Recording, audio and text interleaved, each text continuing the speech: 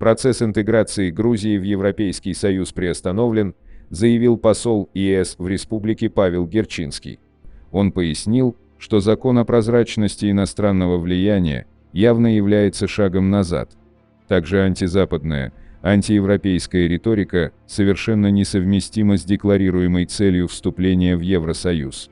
Кроме того, ЕС заморозит 30 миллионов евро, выделенные на поддержку Грузии в сфере обороны. В свою очередь, США пошли на обострение с Грузией. Тбилиси в ожидании горячей осени. США начали пересмотр всех программ сотрудничества с Грузией, рассчитывая на смену страной стратегического курса. Об этом заявил на брифинге для иностранных журналистов старший директор по делам Европы в Совете национальной безопасности Белого дома Майкл Карпентер. «Мы надеемся, что станем свидетелями смены стратегического курса, проводимого правительством Грузии. Но на данный момент все наши программы сотрудничества с Грузией поставлены на пересмотр», отметил он.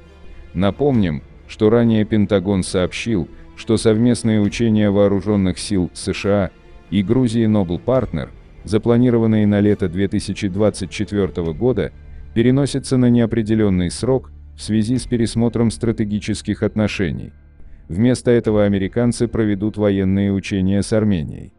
Правда, при этом США не отозвали приглашение главе МИД Грузии Илии Дарчиашвили для участия в юбилейном саммите НАТО 9-11 июля в Вашингтоне.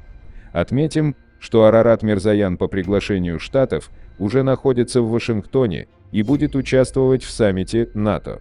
Напомним, что проблемы во взаимоотношениях между США и Грузией стали вылезать наружу после того, когда Тбилиси публично обвинил Вашингтон в том, что Грузию толкают к открытию второго фронта против России, и когда парламент Грузии, несмотря на давление США, принял закон об иноагентах, который американцы и их западные партнеры называли русским и оккупантским. Но правительство не сбавляло темпы активности, презентовало пакет законов, направленных на защиту семейных ценностей и пресечение пропаганды ЛГБТ. Тбилиси также раздражало бесцеремонное вмешательство посла США Келли Дигнан, которая открыто и резко критиковала политику правительства. Более того, депутат Европарламента Виола фон Крамон уже сейчас говорит, что уровень фальсификаций в ходе будущего голосования окажется невероятно высоким, а грузинский оппозиционер Георгий Рухадзе тоже уже сейчас выступил с призывом к протестующим собраться в день выборов вечером 26 октября в центре Тбилиси. Но все это только вершина айсберга. Причины проблем во взаимоотношениях между США и Грузией глубже.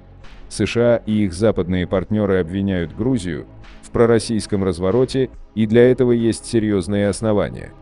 После 2008 года Тбилиси не стал сворачивать экономические связи с Россией, что создавало для грузинского бизнеса условия для определения своей позиции по отношению к российской агрессии в Украине и отказа от присоединения к санкциям против Москвы. Помимо этого, у Грузии появились собственные подходы к сотрудничеству с Азербайджаном, Турцией, Китаем, Ираном и Белоруссией, не совпадающие с интересами США и стран ЕС.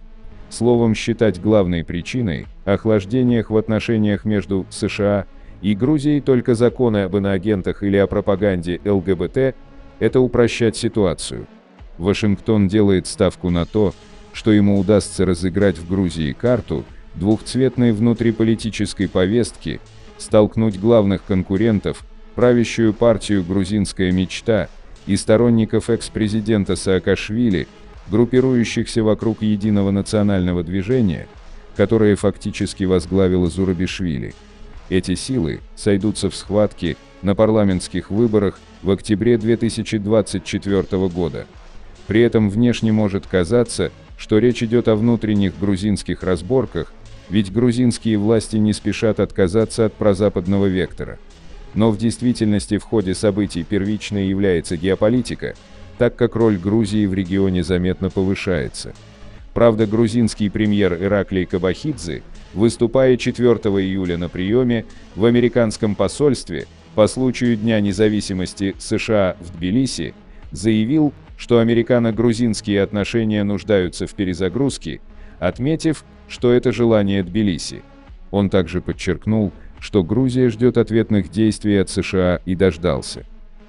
Решение США начать пересмотр всех программ сотрудничества с Грузией с целью изменения ее стратегического курса является шагом в сторону Армении.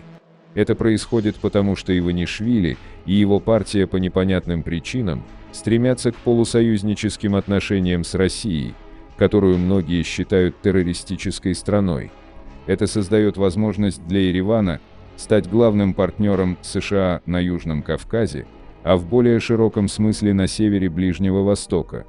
Таким образом, Армения становится все более тесным союзником США, поскольку Грузия уже частично, если не на 90%, находится под влиянием России.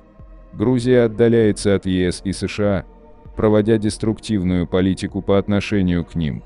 Вашингтону нужен сильный партнер в регионе, желательно христианская держава.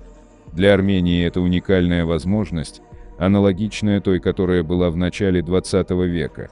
Сейчас как никогда важно воспользоваться этим шансом и стать вторым Израилем, но уже на севере Ближнего Востока, то есть на Южном Кавказе. У Армении есть все, чтобы стать вторым Израилем в регионе. 6 стран Ближнего Востока не смогли победить один маленький Израиль, главным образом потому, что за спиной Тель-Авива стоял и продолжает стоять Вашингтон.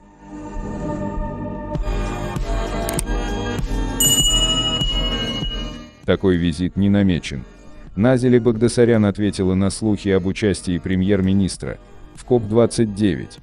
Пресс-секретарь премьер-министра Армении Назили Багдасарян опровергла заявление азербайджанского политолога Ахмеда Шайроглу о том, что премьер-министр Армении Никол Пашинян посетит Баку в ноябре для участия в саммите КОП-29.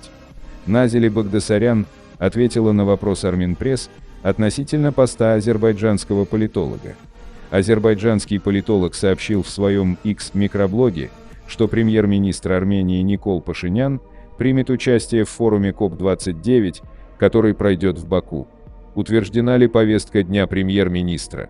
Примет ли он участие в международной конференции, запланированной в Баку? Эксперт выразил свое субъективное восприятие, не имеющее ничего общего с рабочей программой премьер-министра Пашиняна. Подобный визит не запланирован в рабочей программе премьер-министра Пашиняна. Подписывайтесь на наш канал и пишите ваше мнение в комментариях.